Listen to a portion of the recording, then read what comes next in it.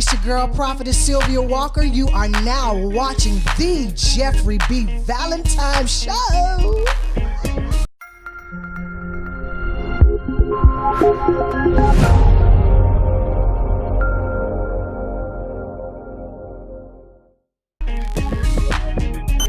This is Trish. This is Marlon. This is Chanel. Hey, I'm your boy, Pastor Jeff, and you are listening to JBV Radio.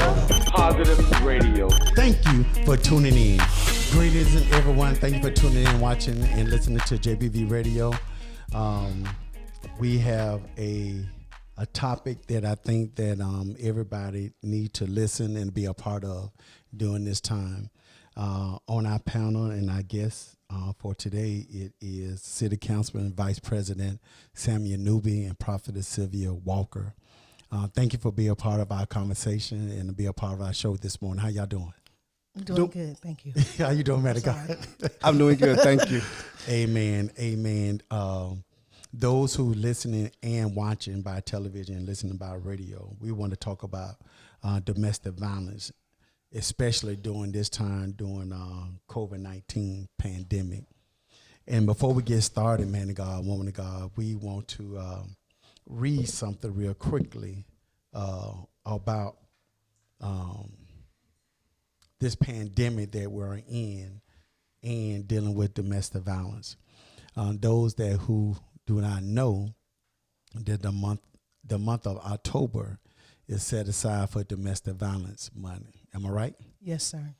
And I just want to read this. I got this information and these stats from the internet, the correspondence, the American Journal of Emergency Medicine. And it was amazing that I picked this up from that particular website. And it states that since April the 18th, 2020, there were 690,714 reported cases of domestic violence. 690,714 reported cases. 35,443 deaths during this time. It also says here, since the quarantine, social distance, travel restriction,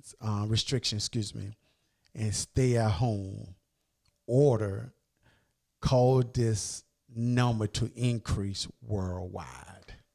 Some staggering numbers. Amen? Amen. I want to get that out there first, but before we move in even further, man of God, how you doing? I'm doing great, Pastor. Thank you for being a part of this our conversation about this pandemic. I know when we hear the word pandemic, we think about COVID-19. Right. But I'm speaking of the pandemic of the domestic violence. What you think, man of God? Well, first of all, I want to thank you for having me on the show and bringing this issue to the forefront, because that is some staggering numbers, and it's probably an undercount. It probably is. It's probably even more than that. Yes, sir. And I know last year the city of Jacksonville, we did a proclamation to address this, and the city council as well as the mayor's office actually addressing this even before the pandemic, because before the pandemic it's been a big problem.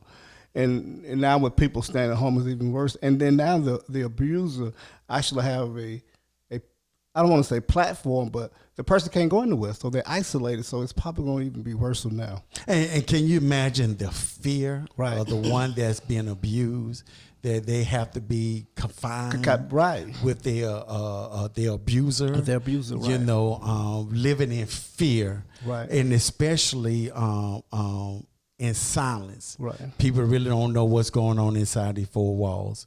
I know, woman of God, that you have shared many time on our show your experience, how you are a domestic violence survivor during this time. Can you imagine? Matter of fact, I'm sorry, without any introduction, Prophetess Sylvia Walker, how you doing? I'm doing great, thank you. Okay, can you imagine? And I agree with Councilman Newby. Many of these cases has not been reported. out of fear. You agree? Oh, most definitely. As being a survivor of domestic violence, there were many times that I did not call or report, and it was a lot of times that no one knew until I was out of the marriage, the severity of what I actually endured. So if we're thinking about a pandemic and having to be confined at home, there were times that I didn't know what the mood was going to be like. I'd get to my house and didn't know what went on in a day's time to just trigger, so you don't know. So the fear is fear of the unknown, because you could very well excite a riot in someone that you didn't even know that was excited just to go on the rage of the violence. So and because of that, when we mention that someone that's is in that unsafe environment, how can they reach out in this time during this pandemic called COVID-19 safely? The safe way to do it is through a law enforcement officer.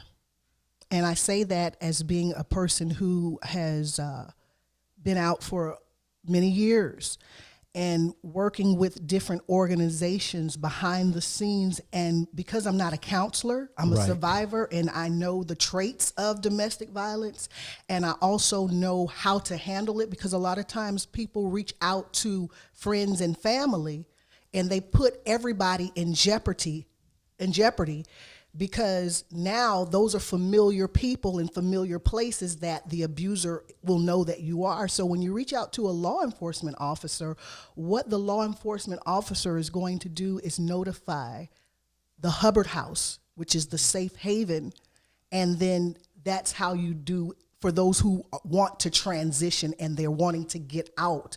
But it has to be done in a way that the abuser is not aware, because that's when the violence will escalate, when they realize that you're getting ready to leave. I want to read some more facts. Domestic violence is also called intimate partner violence. Yes. Domestic abuse, dating violence, spousal abuse, intimate partner abuse. Relationship between adults, or relationships abuse. I also say verbal, as well as physical abuse. It's also say intimate partner abuse is a major public health problem. When I read that, it kind of blew my mind. Can you imagine that?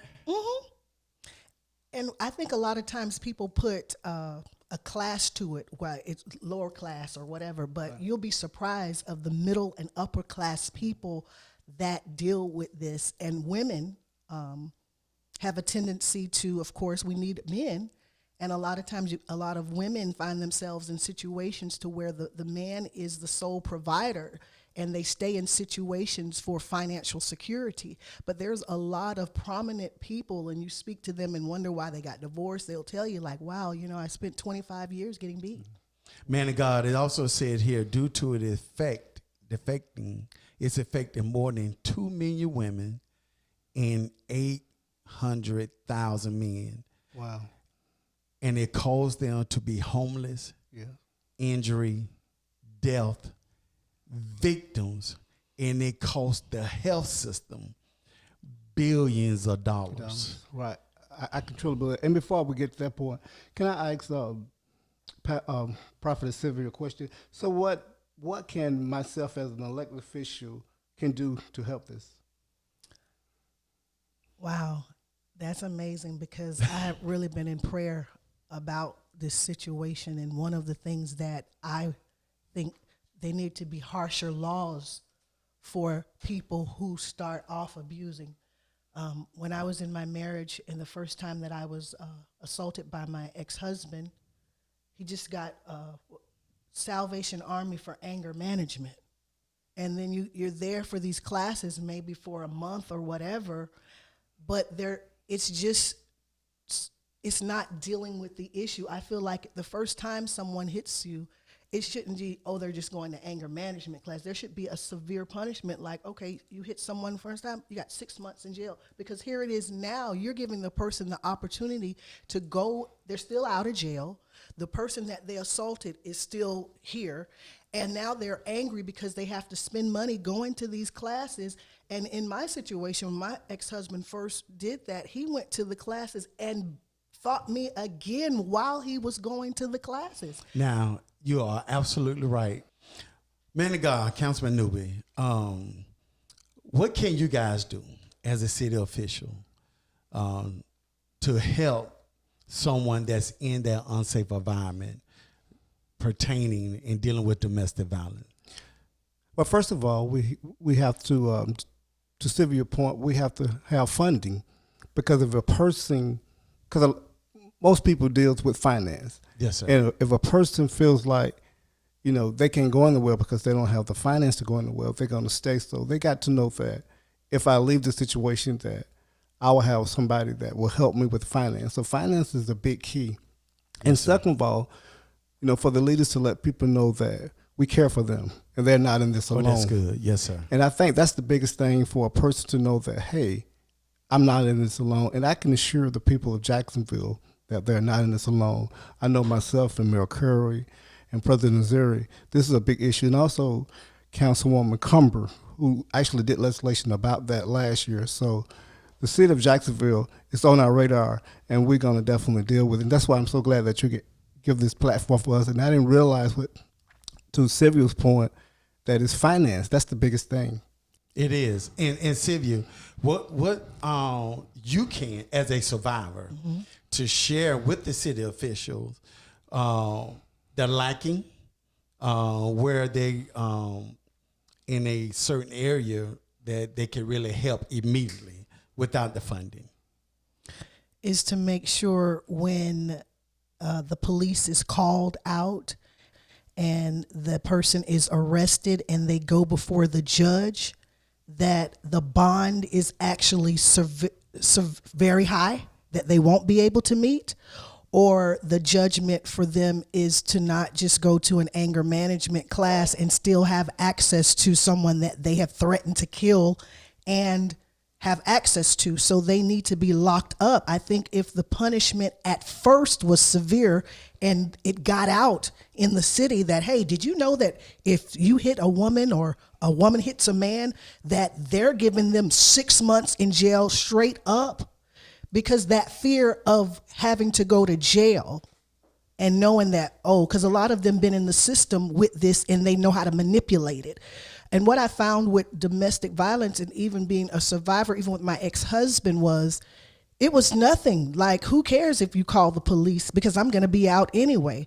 The only time that you see something truly being charged is after the person is dead. Now there is a murder charge. But the person after is the dead. fact, yes. Right, because if we would have stopped it when we kept seeing the calls coming at this same address, then we wouldn't keep coming back. And if I could, sir, say that I remember when I left, when I was done, the officer, when I got out of the car, to get out of the car because the situation was going on, and I know you know my story in its entirety. Right. The officer that came on the scene, she drove me home, and this is what she said to me. She said, "Ma'am, so oftentimes I go and take people to get their belongings and everything." She said, "But I don't want you to waste my time, because if you know that you're going to get back with him, don't waste my time, because now I'm taking you to get your clothes out of the house and your stuff out of the house. But if you stay, there's a great possibility that someone will be leaving in the black bag, and normally it's the woman." Yes, and I want to deal with that even the more later on in another segment. But I want to get back to the court system. I have found, especially in my study, when someone is arrested for domestic violence, for the abuse, it seems like when they put a restraining order on them, it increased Yes. the violence. It increased Yes. the anger. Yes. It increased another type of behavior. Oh, yes. A rage like Yes. never before. Most Come on, definitely. let's touch on that briefly. Yes, well, I've had Am I a restraint. right? You're totally right. A restraining order doesn't mean anything because even if they're in your area, they still know where you work. They still know your friends. They come around. They may not touch you, but you see them. They may that's part ride of by. abuse, intimidation. Yeah, most definitely. So I think that's one of the problems that we are having because it seems like to me, man of God, that when a restraining order, or God forbid, if he know that she went down and got a restraining order, they may not even make it to the court. Amen. Right. They may not make it before the judge to get sentenced to 6 months or to the year. Right. Well, my name is, I'm Pastor Jeff, and we are talking about domestic violence. The month of October is set aside for recognized domestic violence. I'm here with Sylvia Walker and Councilman Vice President Samuel Newby, and we're just having a conversation discussing domestic violence. We got to take a quick break. We'll be right back. What's your plan? More time with the grandkids. Staying healthy. Celebrating more happy birthdays. Care Plus can help you make it happen. We've spent 20 years specializing in Medicare Advantage plans, and with our plans, you get benefits like a $75 reduction on your Medicare Part B premium every month with the Carefree plan, or a $0 copay for routine dental coverage plus partial or complete dentures with the Care One plan, plus a $0 copay for routine hearing and vision coverage, and a $40 monthly allowance for covered over-the-counter products. All from the third largest Medicare HMO plan in Florida. The Medicare annual enrollment period ends December 7th. Call today. So, what's your plan? At Care Plus, we've got plans for you. If you had to choose between food and gas for your car, between food and medical care, between food and the roof over your head, what would you choose? Every day, thousands of Northeast Florida residents make these difficult choices. Each month, 69% of households served by Feeding Northeast Florida have to make the choice between paying for food and paying for transportation to get to work or school. 68% of households have to choose between paying for medical care and paying for meals. And more than 59% have to make the choice to feed their family or pay for housing for the month. If you had to choose, what would you do? Feeding Northeast Florida, through its network of more than 150 food pantries and feeding sites, provides nutritious meals to people struggling with hunger. Together, we can solve hunger in Northeast Florida, so no one has to choose whether or not to feed their family. We know the face of hunger is changing. Your neighbor, your coworker, your child caregiver, your auto mechanic. Every day, people around you could be struggling with those tough choices, and they wouldn't be alone. Locally, the Hunger in America 2014 study shows that nearly 39,000 people turn to our network for help each week. That's more than 322,000 people, including 29% who are children and 15% who are senior citizens. The people we serve have jobs, raise families, face health issues, serve our country, and seek education. Today's face of hunger is hardworking and hopeful. Underemployment, stagnant wages, and a rising cost of living have impacted these families and individuals. More than half of households served by Feeding Northeast Florida report at least one person working in the past year. The person who has worked the longest is more likely to be employed part-time than full-time. And many are giving back to our community. 20% of households have at least one member that has served in the U.S. military. Our clients struggle with rising medical costs and ongoing health issues. 1 in 3 households has a member living with diabetes. 65% report high blood pressure. And 79% are purchasing cheaper, unhealthy food in an effort to provide enough food for the household. In 69% of the households served by Feeding Northeast Florida, the median monthly household income is at or below the federal poverty level. Like an increasing number of Americans, the people we serve look to education to improve their lives. 19% of households report having an adult student in the home. With the support of Feeding Northeast Florida and its partners, These families and individuals have the fuel to make positive choices and work toward a better future. Hunger has no boundaries, whether through your neighborhood food pantry, local youth program, nearby senior center, or a meal kitchen. Feeding Northeast Florida is helping in your community. We believe everyone can choose to help create a hunger-free Northeast Florida. Individuals, charities, businesses, and government all have a role in ending hunger. Donate, volunteer, advocate, educate. Join us. Together, we can solve hunger.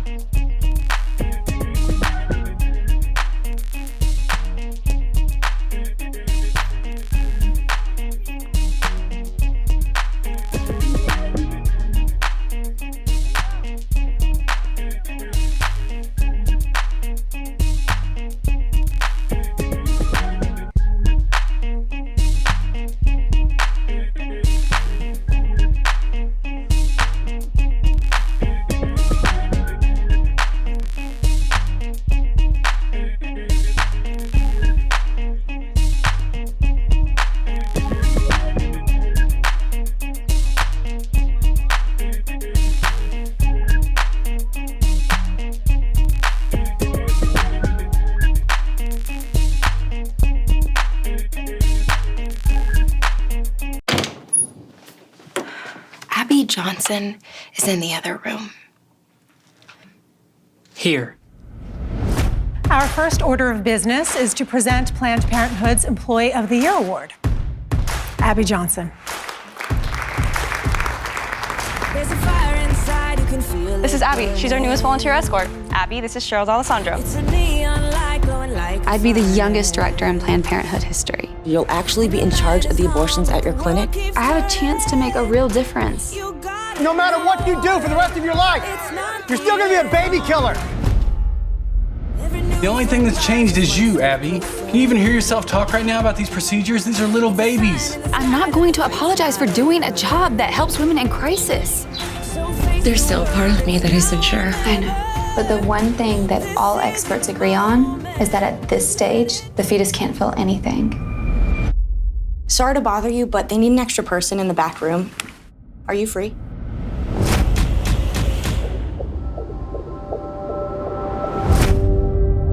I saw it. It was like it was twisting and fighting for its life.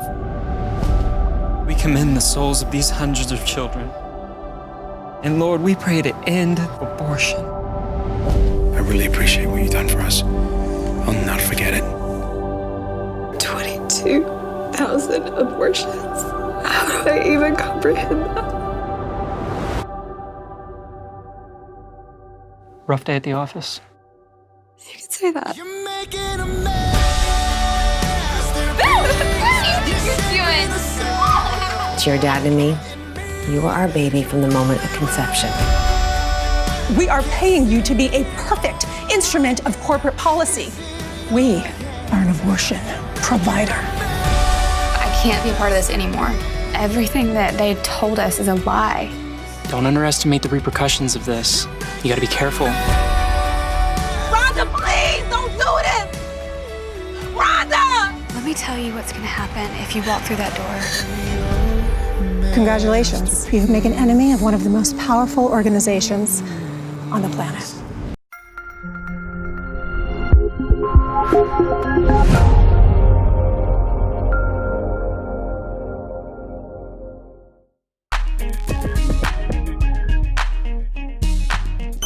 This is Trish. This is Marlon. This is Chanel. Hey, I'm your boy, Pastor Jeff, and you are listening to JBV Radio. Positive Radio. Thank you for tuning in.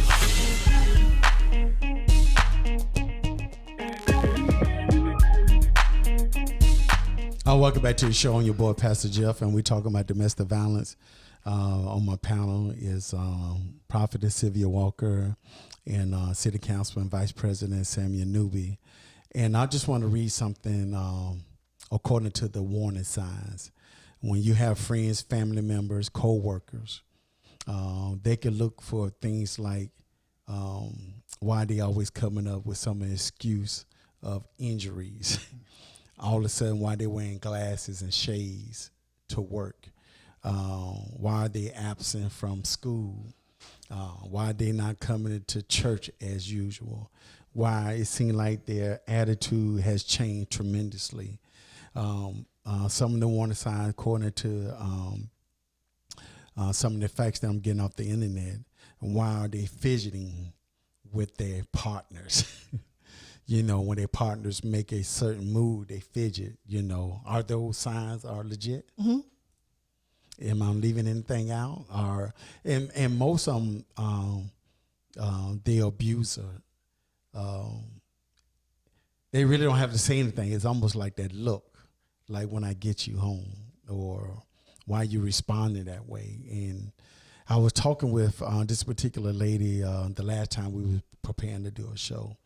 And she said that she hate to go out with other couples because she has a hard time to hide her emotions with her husband is there. And I was like, well, what do you mean? She said, well, usually with someone that know her personality, she's always outgoing. But when they go to the restaurant, she's so fearful about the conversation to comment about anything, because under the table, or if he's sitting next to her, he'll pinch her, or he'll either kick her or give her a slight elbow. Or if they get up, go use the restroom, he'll get up with her and he'll threaten her out openly, and she was a nervous breakdown. Is that a way to live? No. I guess with my situation, I didn't go through that because I didn't spend a lot of time with my family in that marriage. So there's another means of controlling and keep you isolated from everybody else. Right. And the hard part for me was I didn't grow up in a home with violence. And my ex-husband worked for my grandfather at one of his stores, and I worked at another one. I didn't know how to tell them that I was going through that until one night it happened, and I went over to my grandfather's house after something had happened, and my grandfather saw it. Let me ask you something, Councilman Newby. As a city official, I'm quite sure that you said last year one of the city councilmen brought this to the floor, right? Right, to the forefront, right. Have anyone came and testified along with her bringing it to the floor?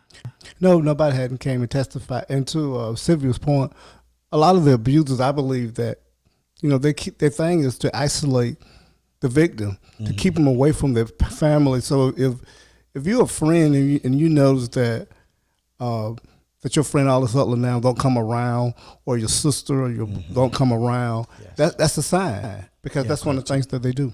And I think that with this individual, with this couple, people start asking why all of a sudden y'all just start coming.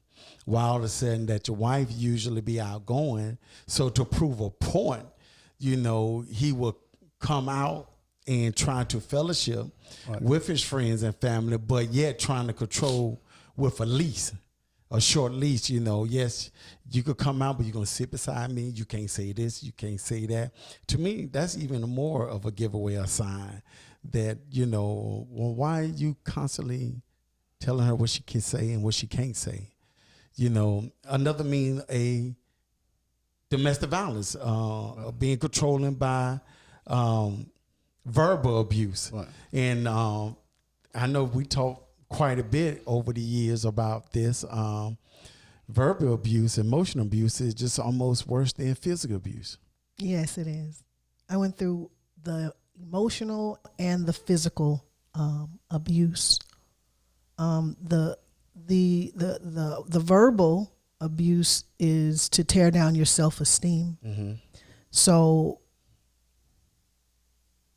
the words that are said in those times of rage is to basically have you not to see yourself in a good state. So anytime you're positive, that person is going to use their mouth to tear you down. And in my situation, because I came from a very productive and loving family, when we would be in family gatherings and we're laughing and we're talking and all of that, and I'm happy, and then when you leave, it's like they didn't like you to be connected to your family that way, because to them, you belong just to them. You know what? I want to ask you this too. And someone asked me to make sure I bring this up when we do this show. Is domestic violence always surrounded by substance abuse? No, alcohol? Not at all. Not My ex-husband didn't drink, smoke, or anything. So where is that? If that's part of the excuse that the victim would use, where he had too much to drink, or he came home high, or if that's some type of excuse that, you know, I think people probably use that as an excuse to justify. Normally women who are not mentally ready to accept that they're in an abusive situation, mm-hmm. they will make excuses for the abuser. Because I can remember a time one of my cousins came to our house, like nobody could come to our house without my husband saying that if somebody, your family or somebody coming to the house, they need to let me know before they come. But I wasn't raised in a family like that. So we just go to each other's houses. So one day my cousin came over, he's a male. And with my ex-husband, he just assumed that every male, it didn't matter if it was a family member or whatever, they like you. That jealousy, provoke. So my cousin came over, and this is so crazy, Pastor Jeff, because the day before there was an incident. So my lip had a blood type where you get hit. So I went to the door to answer it, and I went, and my cousin like, cuz, and he saw my lip, and he said, Sylvia. I said, you got to leave. He said, what you got to leave? I said, if you're here and my husband sees that you're here, you're going to make it bad for me. And my cousin said this to me. And I know we're on the radio, and of course he didn't do anything, you know.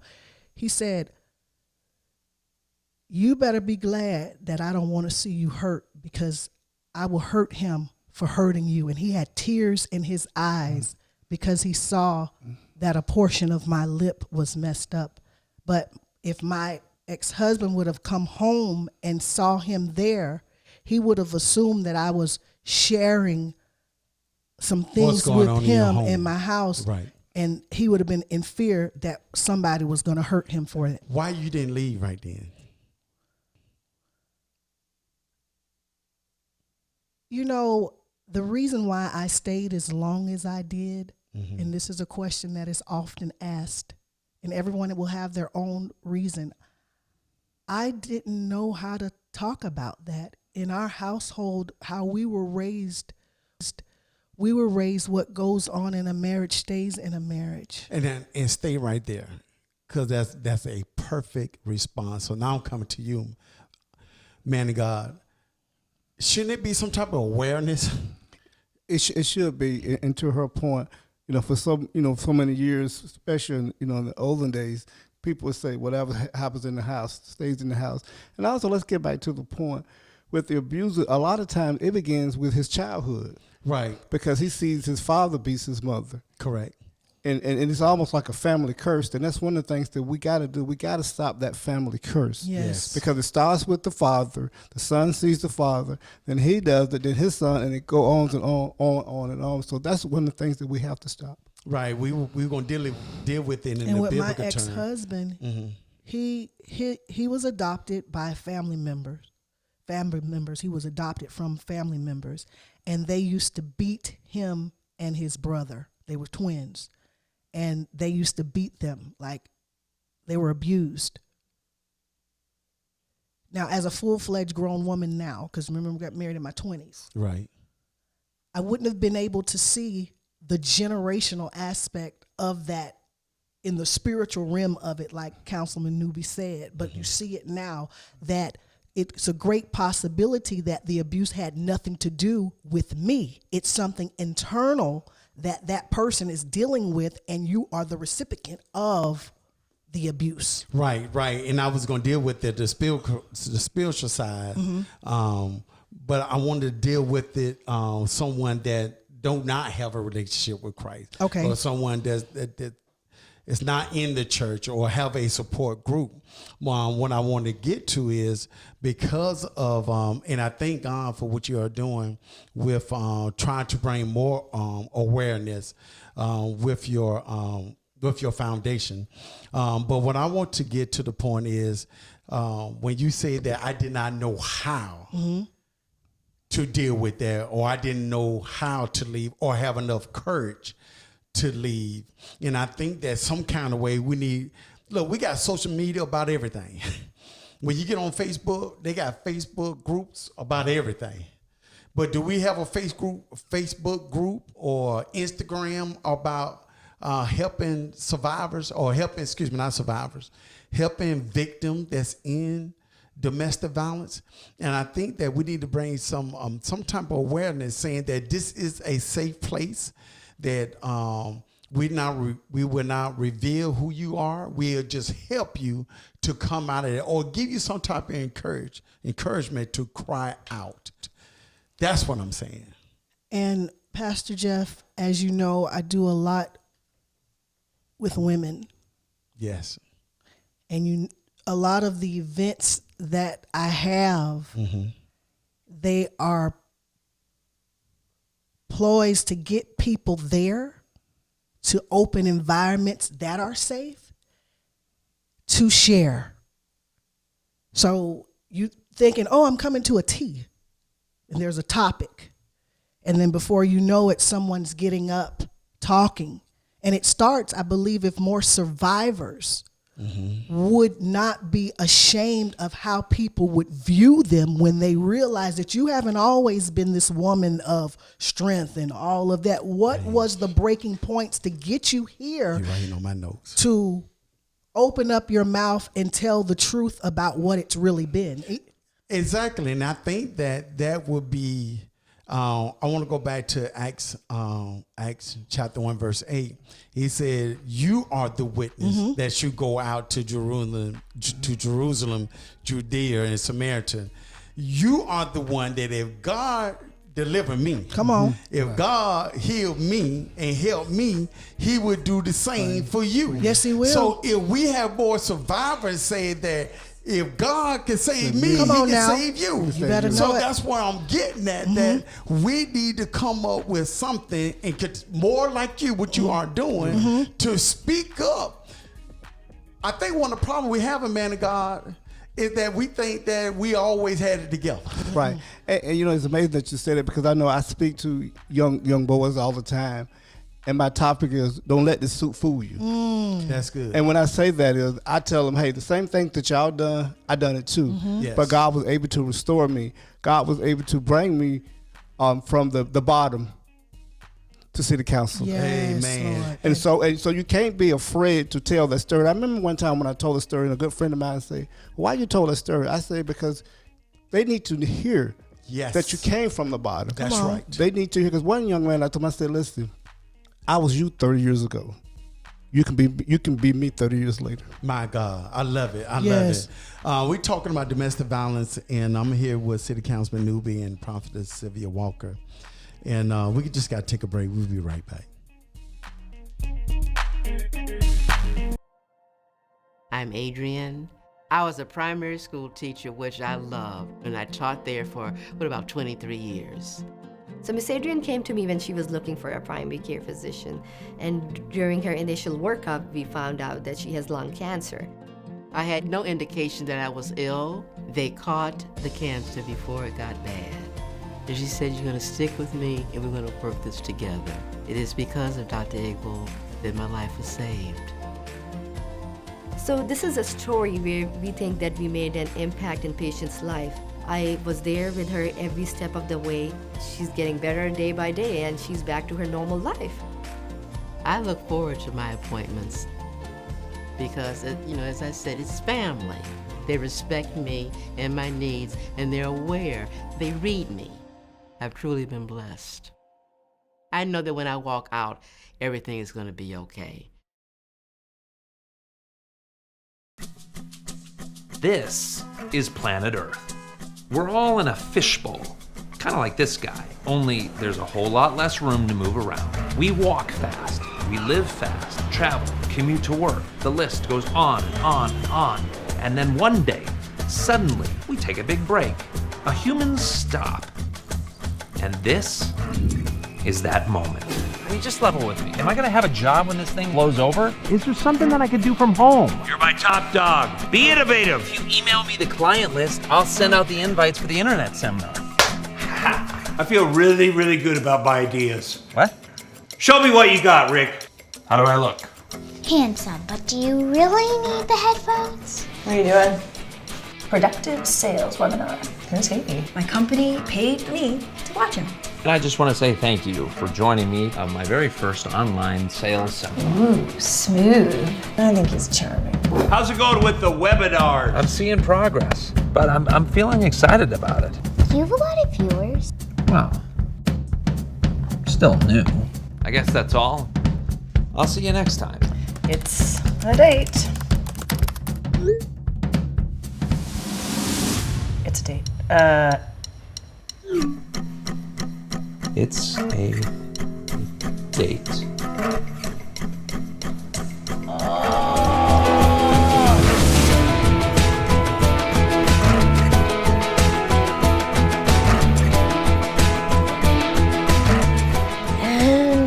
And you're busted. Wait, don't leave. Oh, you don't look anything like your photo either. You what?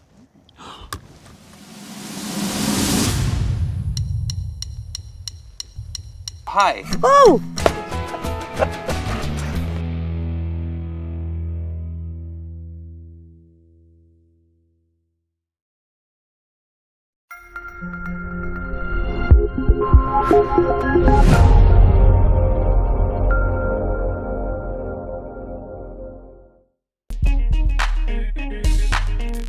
This is Trish. You're listening to JBV Radio. Positive radio.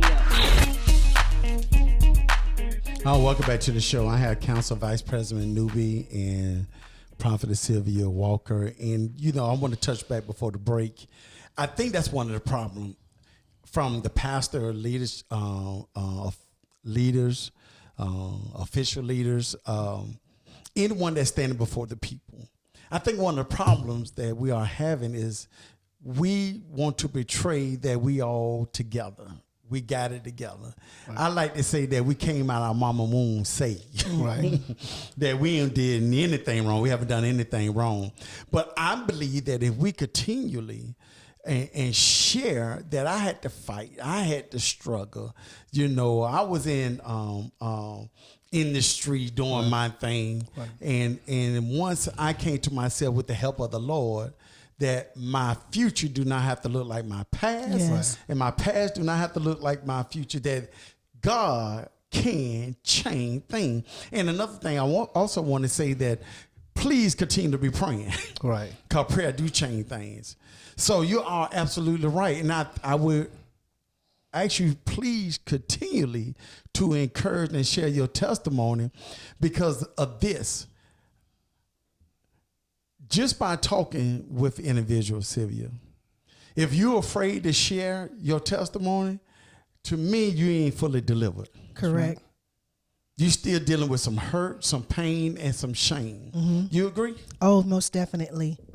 So I think that if we get past that, the hurt, the pain, and shame, especially if it's a year or two, I know that it may take time, over time for the healing I didn't process. release my story until 2015, and I've been married to my current husband going on 17 years.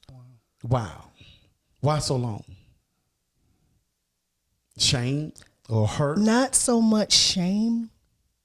I tucked it in the back of my head and charged it as a bad relationship, but I also became a person of, I probably had abusive ways, not physically, but emotionally, to where even prior, and I share this openly even with my husband, Right. that I did not want to be in a relationship with anybody again. Like I would date someone and they would get close to me and I would create something to push them away out of fear that that person could very well end up being like that last person. Okay. I didn't even want to go here just yet, but did you find yourself in your marriage with Robert now? Mm-hmm. And you didn't start sharing to so many years. That's I 5 shared years with later. him. But what I'm getting at is this. Mm-hmm. Because of your what you went through with your ex-husband, Mm-hmm.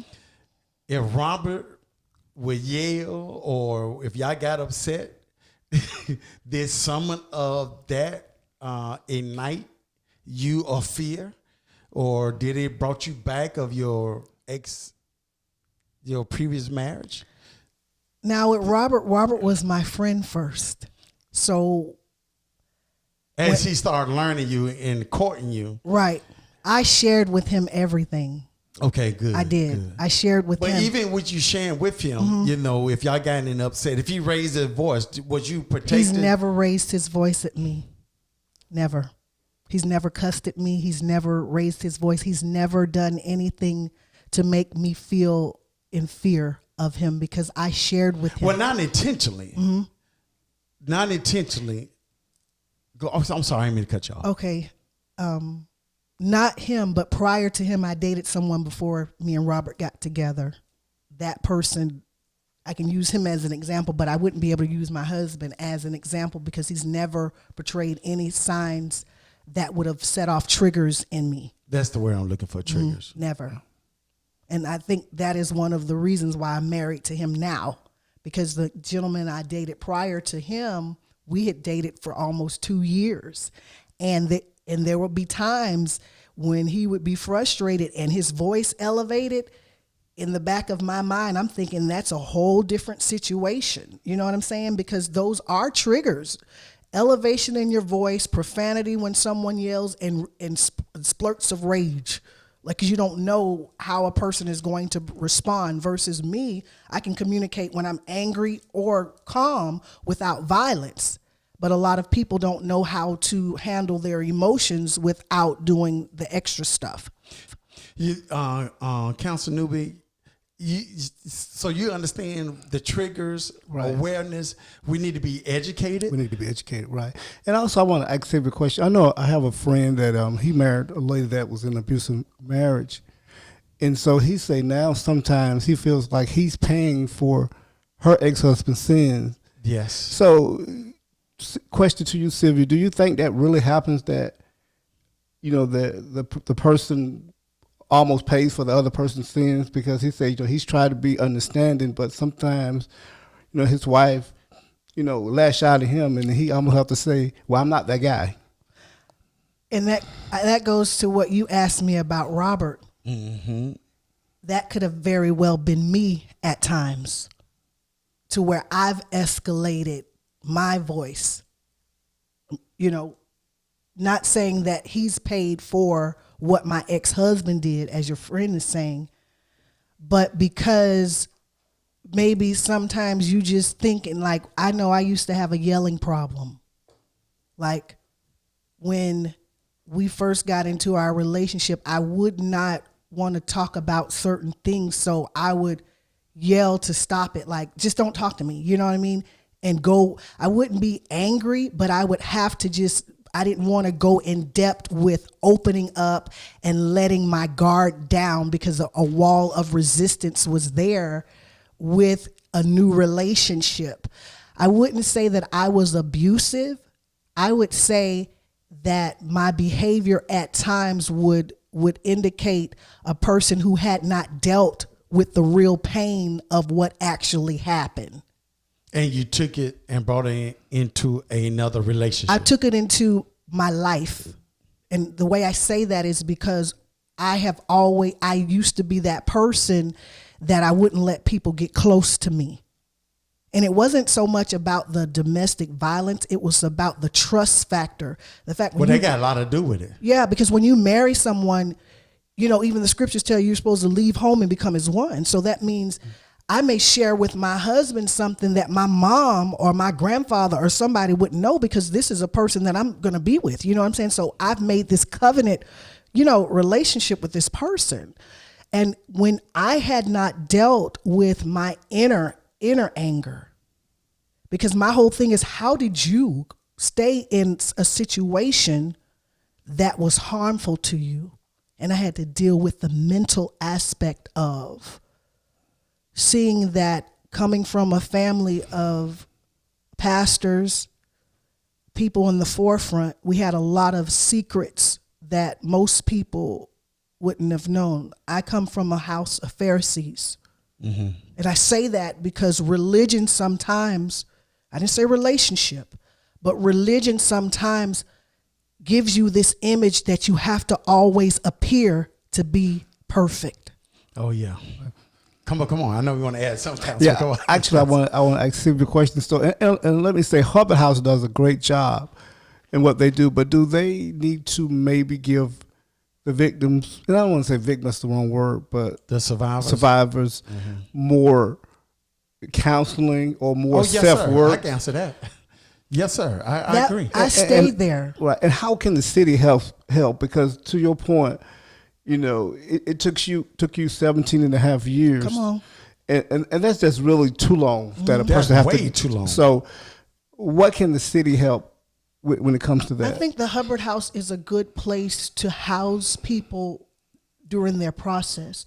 But coming from a person who stayed there to save money, because I was working 2 jobs. So I stayed there as a safe haven to get away. And yes, they do offer the counseling, and yes, it is a great program.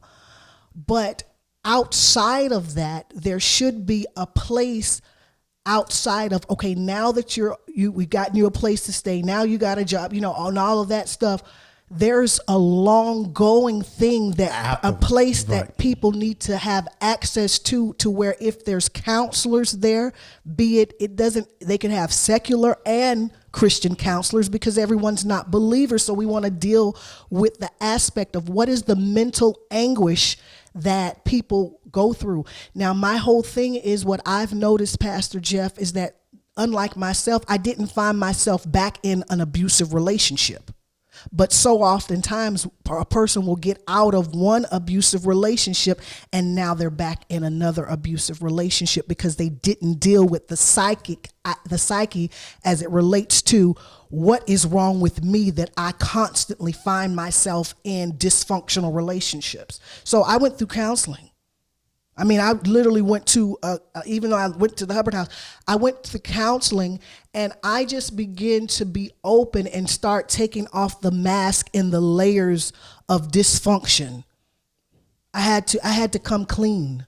And to me, you're still in instead of abusive relationship, you was in an abusive life. Oh, self. Yeah. Yes, you were really beating yourself Self down. Yes. Yeah. And everyone that was around you that tried to love on you, you were beating them down too. I really was. And I know this to be valid because and my husband, we're so open with our conversations prior to us dating and stuff. You know our story. Like we don't have secrets about, oh, you dated somebody. My husband was a womanizer. I mean, he was, and me, because I had been in that situation, I was the love them and leave them. Mm-hmm. You know what I'm saying? So I think what happens is we all have to come to that moment of the crossroad of accepting the dysfunctions that are inside of us. Right. And the traits of, like I said, Pastor, I'm going to go ahead and say Pastor Newby. We look back in the lineage to see,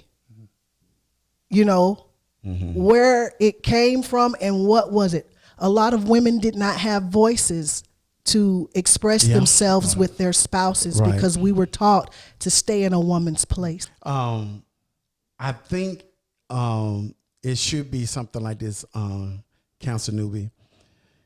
Just like if someone say I'm an alcoholic and they go through a 7-step program. Once they completed their 7-step program, to my understanding, I never drank. I was never alcoholic, but just talking to someone who was.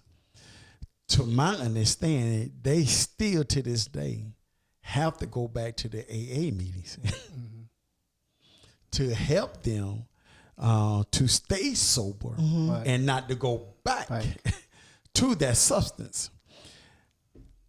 I believe this, that if you were a victim and now that you are a survivor, shouldn't they also have a program that they can also go to, help others, and they won't find themselves continually be a domestic violent victim, even though they are a survivor.